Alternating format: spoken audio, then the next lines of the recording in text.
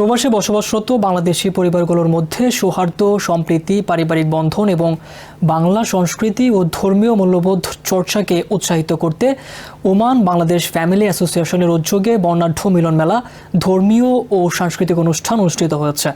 মাস্কাটে আয়োজিত দিনব্যাপী এই অনুষ্ঠানে বিপুল সংখ্যক প্রবাসী বাংলাদেশি পরিবার, নারী, শিশু ও কিশোর কিশোরীর অংশগ্রহণে উৎসবমুখর পরিবেশের সৃষ্টি হয়। অনুষ্ঠানে আহ্বায়কের দায়িত্ব পালন করেন দারুল ইসলাম এবং সঞ্চালনা করেন শহীদুল ইসলাম ফরিদ।